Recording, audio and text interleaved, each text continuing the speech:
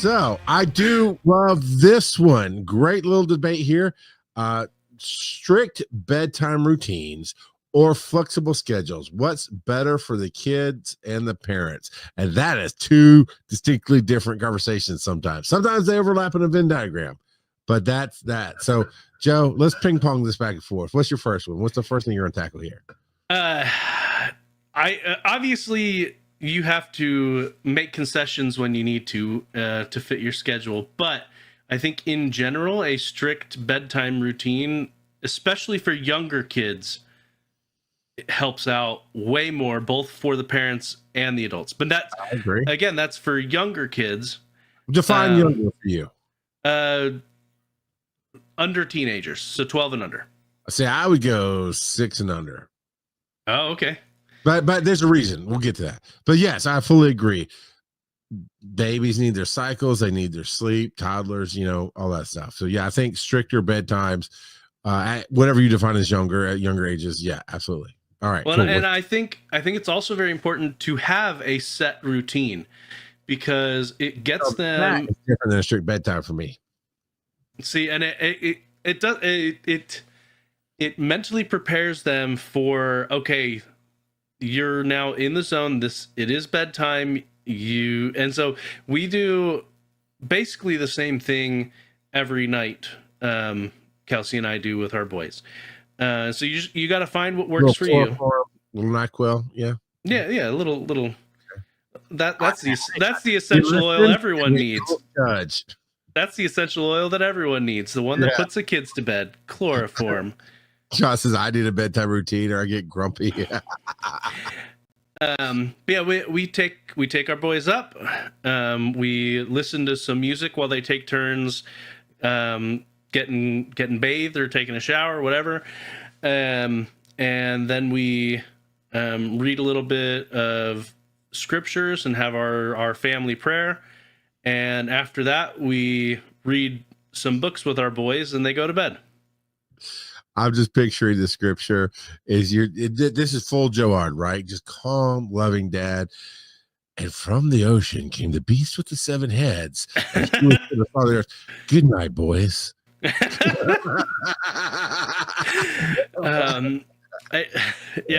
then we read with our boys, and that's our normal routine. Like right now, my older boys and we trade off because eventually we'll read with all of them at the same time, but Jebediah is a fair bit younger than the other two. Mm-hmm. And so the books that they would read wouldn't necessarily captivate him. He needs a lot more pictures than what they're currently reading. So when my wife reads with them, the older boys, they're working on a series called Wings of Fire. And then when I read with them, we're working on the Aragon series. Whereas with Jebediah, I'm working on the Jedi Academy series. It's about a little boy who wanted to be a fighter pilot with the rebellion. Well, I guess it wouldn't have been the rebellion because it was before the Empire took over. But anyway, he wanted to be a fighter pilot, and he was rejected from fighter pilot school and ends up at the Jedi Academy instead. And so, yeah, it's cute. When my kids were little, we did story times and wind down times. And there's some rough housing and different things like that to get some energy out, which I always loved. But what reason I say about 6 or 7, now we do make them go to bed, but we let them have a little bit more flexibility. Because I remember how I grew up. And I don't mean the strictness in the rules, because that was always there. I mean, I hurt myself energetically, right? With, well, I'm going to wait till my parents go to bed and outlast them. And I always could hear them coming down the hall. I mean, I've always had really sharp hearing. And so I'd hear them coming down the hall and I'd pretend to be asleep, put my book away, whatever. I've always had good eyesight until my adult life. But I would read books. We always had night lights and little things for whatever reason, which I tried to steer my kids away from, to be honest. But I would hide, right? And my parents would go to bed. I would start sneaking out of my room and staying up and watching TV and stuff, and especially into my teenage years and those kind of things. And there are definitely times because you don't pay attention to time at that age. You're just kind of doing your thing, and you have unlimited energy until you hit that wall. And I remember more than once, sneaking out to the living room, watching TV quietly or with headphones or whatever, and then starting to see the sun come up and go, oh crap. And then maybe get 2 hours of sleep before my mom's dragging me out of bed, dumping water on me in the bed to wake me up. She thought I was just a heavy sleeper because I became a ninja because I knew how to hide my track. Every time I got in trouble for something, I didn't learn not to do it. I learned to hide my tracks and hide it better. And I became very good. So I knew that was in me. And I just saw the patterns in all 4 of my kids now. They get to, so it's a little bit later. I mean, 6 gave them some more freedom because I'm trying to give them freedoms to choose and then show them patterns matter. And they'd always be in bed before midnight. And also, when it's the weekend or there's holidays or something where no. Okay, I'm sorry. Pinpoint that for the podcast. You're a bit too tall, and you meant big, and that's fine. I don't care. Tall, big, all the same. Too tall to be a ninja. Oh no, sir. No, sir. I cannot tell you how many people I just walked into a room because I don't stomp around. I don't carry myself as a big, loud brute. I have learned to carry myself with some style and grace because I don't like being the bull in the china shop, but I'm not sneaking up on people. But I tell you, I have stuck up on so many people like, oh my God, I didn't know you were there. And I say it without fail every time. I'm the biggest ninja you'll never meet. All they have to do is listen for your creaky knees. Why are you keeping violence tonight? 1, they don't creak, they grind, and that's different. But 2, I'm definitely going to court your children now. All right. So, yeah, speaking of correcting children, trying to give them some agency so they start seeing the reasons they do things. So around between 6 and 8, depending on the kid, they're like, well, can we stay up a little bit later? Sure. We start getting some, because we also homeschooled most of their lives. Now, when they had to get up for school or anything else the next day, we're like, no, we're teaching them the plan as you should, like an adult, which most of us don't. Hey, you got to get up tomorrow for work, or you got to get up tomorrow for this thing. You got to get up. So tonight you're going to go to bed and get ready for bed, that kind of thing. And without fail, I think Zoe's the last one to hit it. She's about to be 12. So in her 10 to 12 year range, she was the last one to start staying up all night. And we don't get up in the middle of the night. All our stuff is self-contained in our bedroom. So our bathroom's there, everything. So we don't see them, and they don't need to turn on lights. They're used to I don't like a whole lot of light in my house. I like to keep it dim and darker, and it's a power bill thing, but also it's just a mood thing. So they've learned to just walk through the halls or turn on a little flashlight or something. So there's not any lights on to indicate they're up. But there's always evidence. So instead of getting them in trouble the next day, I talked to them about, you can't do this. Patterns of sleep matter. And the hardest one was Ryland. And I literally got to the point where I drug him out of bed and made him go to work with me. Because I said, I'm going to teach you what life is going to teach you. I'm going to do it more gently, even though it doesn't feel that way. And he gets it better now that he's 13. So we're already kind of ahead of that. But the teenagers, they've learned, if I choose to mess around, but with an F, I'm going to find out, right?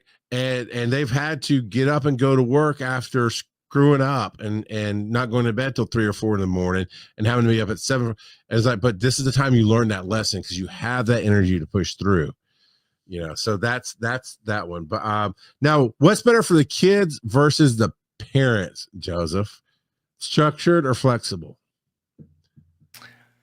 Like I said, when they're younger, I think the structured is definitely better. But when they're older, I imagine, for both.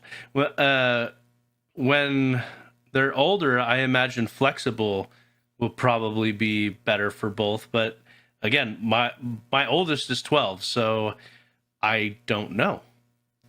For the parent, structured is always better because wait, it's bedtime. I don't have to deal with your crap. You see that light at the end of the tunnel if you're having a really long day with the kid.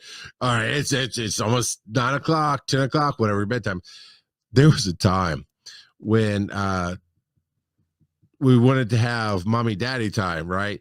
And my wife was like, we gotta wait till the kids go to bed. And it only happened so often. I was like, you do know as they get older, they're gonna stay up later than us. So we got to come up with a different plan than waiting until they go into bed, because they are not, they're our children. We free flow through the world. I mean, you've met me, Aaron's a little more structured than I am, but not by much. We just adapt to where our lives are. So there's not going to be that structure in our house. I think structure is probably always better for everybody. John talked about how I needed my bedtime routine, or I get grumpy. Honestly, it's the morning routine. Don't engage with me. Don't talk. I'm not grumpy, but I don't want to mess with you at all. I don't want to interact with you. Joe knows that. He's almost got punched a few times. And it's not, I need my coffee. Everybody says, oh, Charles needs his coffee. No, Charles gets his coffee because I like my coffee, and it keeps my hand from punching you because I'm holding the mug instead of punching you. That's what that's for. You make me think of that scene from I can't remember which Transformers it is, but don't talk to me, criminal. that's your warning. Kind of. Yeah. So honestly, I travel enough. I do have to have my fan, my box fan. I need that white noise, and I like the air motion as well. So I have to have both. So I travel for that. But I will find that I get to doom scrolling or messing around. There's always something else engaging you, right? So I'll put on. I love Dave Matthews Band, and it's just light. And I'll put on Dave Matthews Band and turn it way low on speaker and just go to sleep with that. And it's just for me the best sleep. And that's not something I can do with my wife because noises bother her. I mean, we have the fan, but she hears the dogs get up or whatever. So so that's it. But I don't really have a structure for myself as a parent, but my kids are like, hey, roughly about 9:30, 10, they start disappearing. Like, go to your rooms, hang out on your tablets. You guys go out to your sheds, whatever. We're going to play some video games. Leave us alone. I'm not sure what I missed here. I'm not guilty. I ate the whole plate. I don't know what I missed on that one. Oh, that's from that same scene in Transformers where he ate all the donuts or whatever. I honestly don't remember that part. I need to go rewatch. I like the Transformers movies. Yeah, rewatch them. They're in custody, and he's like, something like they put the plate out in front of you. Yeah. If you're guilty, you won't eat it. And he like slams down the plate. I ate the whole plate. Yeah. And then and then I think the sugar rush is what gets to plus the guilt. Don't talk to me, criminal.